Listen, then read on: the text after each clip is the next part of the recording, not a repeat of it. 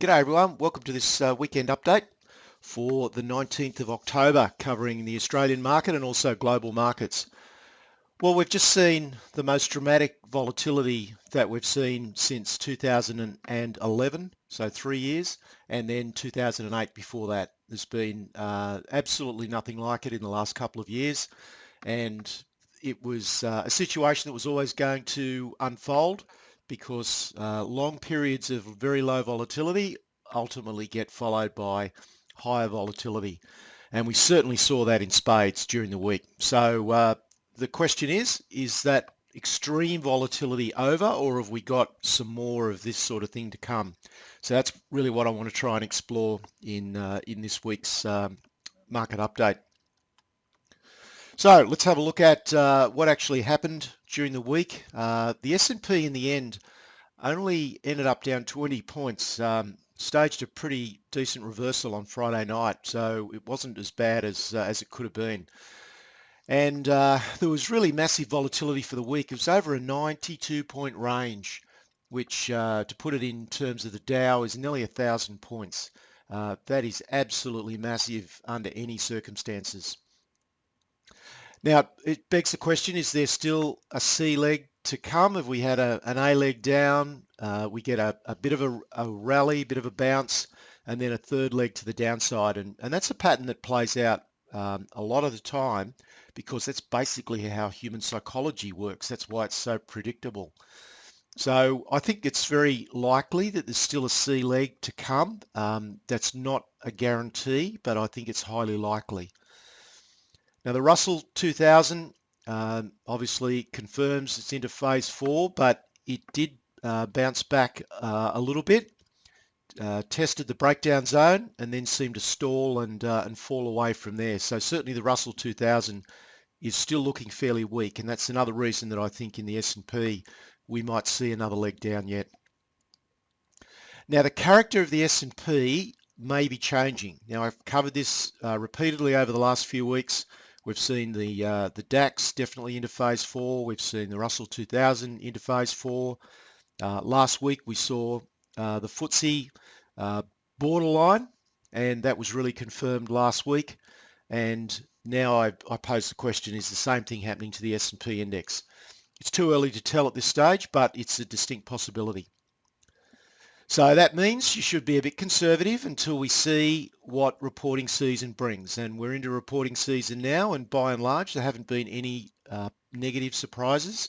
There's been some very robust outlooks, even from stocks like Alcoa. Actually came out with a pretty good report in the mining sector or the minerals sector.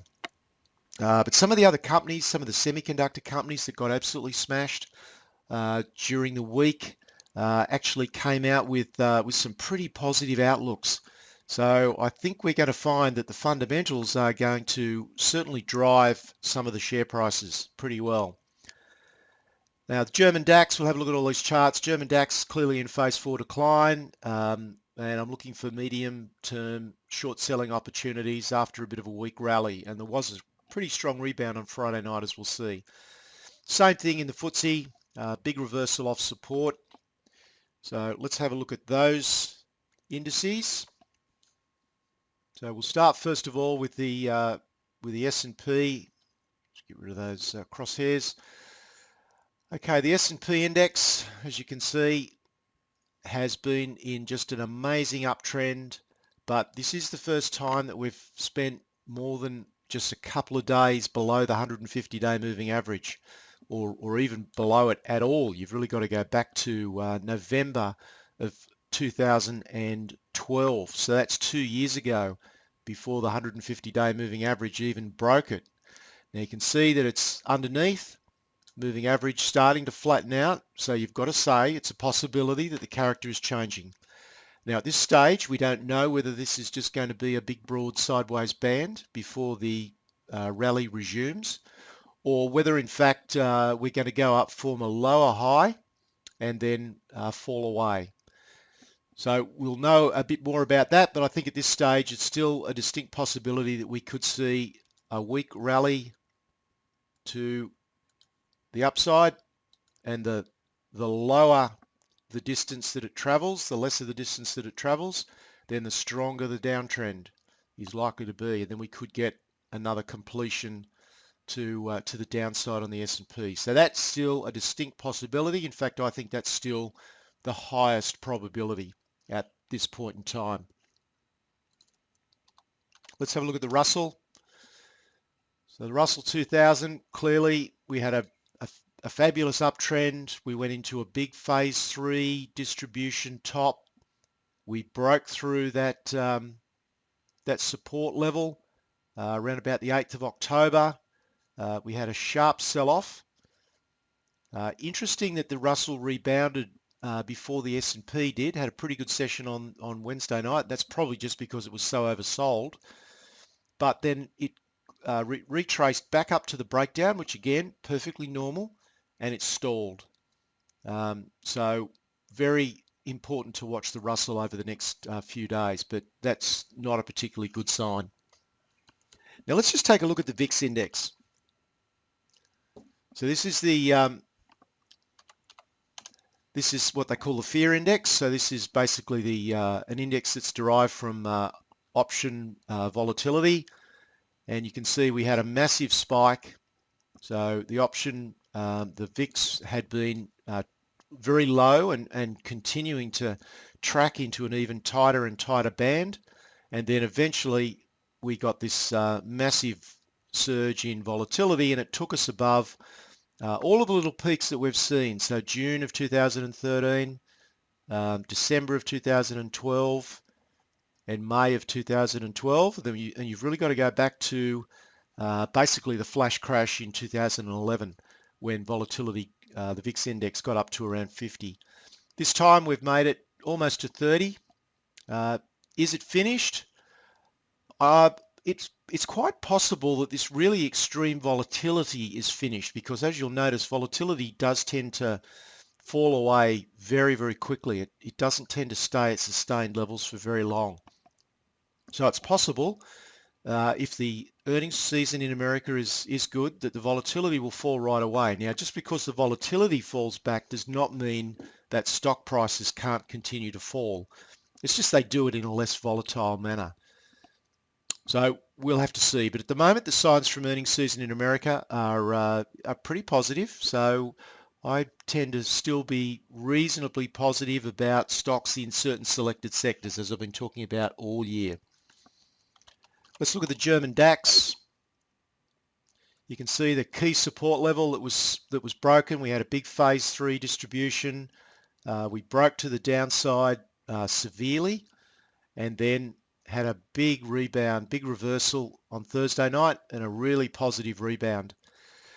Now, depending on how far this goes, you'll notice another little Fibonacci scale on here. We've got targets at 89.40, 91.20, and then 9300. Now, if this rally in the DAX finishes short of the 50% mark, then you can conclude that there's still a lot of downside momentum. So it'll really depend on the nature of this bounce as to where the index goes from here. But I think over the medium term, I expect the DAX to probably track lower. Let's look at the London FTSE. Also broke key support. So from my perspective, it's a little bit harder pattern to read, because we had so many multiple lows here. But this is really looking like it's in phase 4 to me. It's now been below that 150-day moving average for an extended period of time. The moving average has rolled over, so I think it's pretty safe to say that the FTSE's in a phase 4 decline as well. And again, just looking to see how far this rally can progress to the upside. Now let's look at the Aussie market, the ASX 200. So again, we're spending a bit more time below the moving average than we've done in the past. It's not quite definitive, but the moving average has rolled over. We're underneath it, so it's more likely that we're going to have more downside. And you can see two little green bars through here, two little green bands. The first support level, you notice that the index dropped to that first support level just under 5,300, and it spent several weeks around that area. It then dropped away, hasn't quite made it down to the next level and had a pretty nice bounce during the latter part of last week. And that was really money buying back into the banks and some of the miners. But I still believe that we're going to go down and test this 50-50 level on the ASX 200. Now, if we look at clearly the mining index, look at the miners. So you can see the moving average is actually rolled over. So it hasn't been in uptrend at all for a long time. It's been a long, long time since we're in uptrend on the mining index. But if you look at the banks, this is the strongest sector, or has been.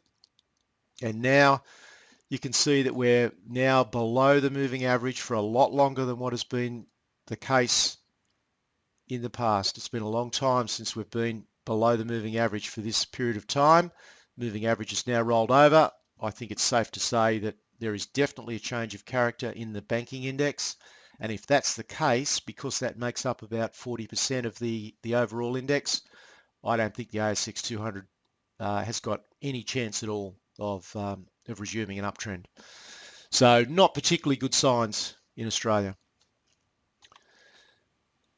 So we ended up gaining 84 points on the week. That was a little bit of a timing issue, but also the robust buying back into the banks and the miners late in the week. And as I said, the character of the banking index, which has been the strongest sector, has changed definitely for me, and that kind of really puts the nail in the coffin for the ASX 200.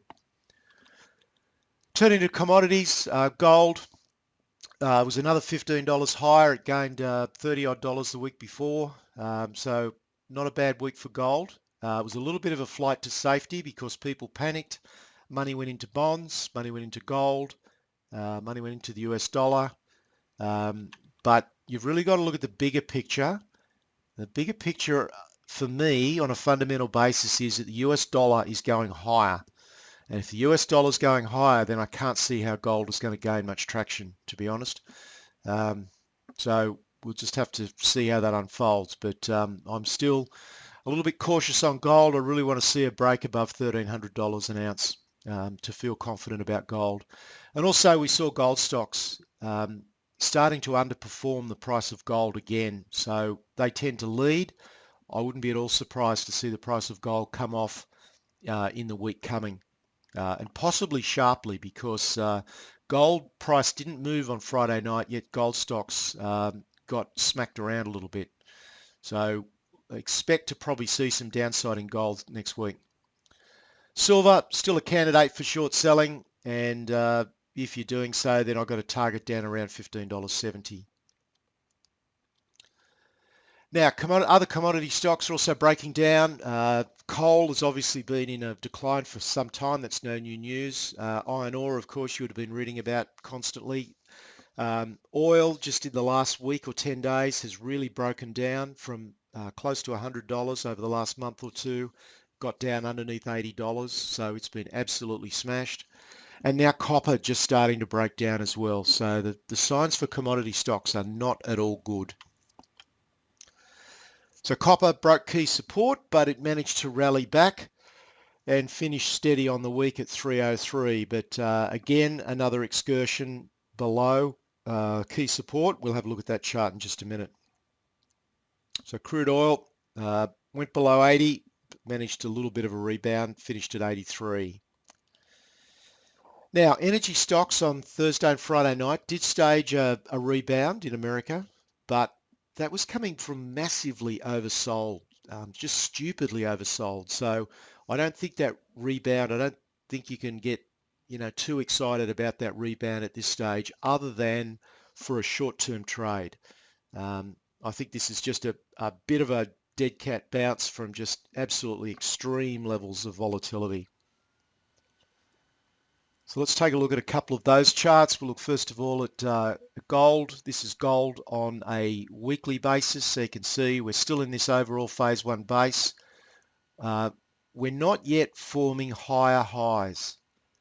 And that's my concern. And if fundamentally your view is that the US dollar is heading higher, which mine is, then it means that the price of gold in US dollars is going to struggle a little bit. So we'll just have to see how that one unfolds. Let's look at copper.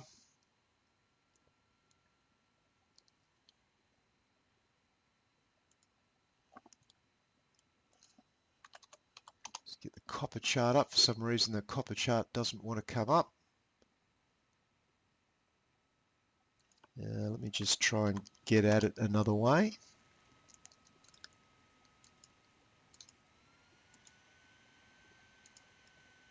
No, copper chart doesn't want to come up for some silly reason. In fact, it's been substituted by another chart, so I don't quite know what's going on there. Let's have a look at the copper chart another way. There's the spot copper chart there. What you can't see in that graphic is the big declining wedge that's formed in copper, but I've been showing that over the last couple of weeks.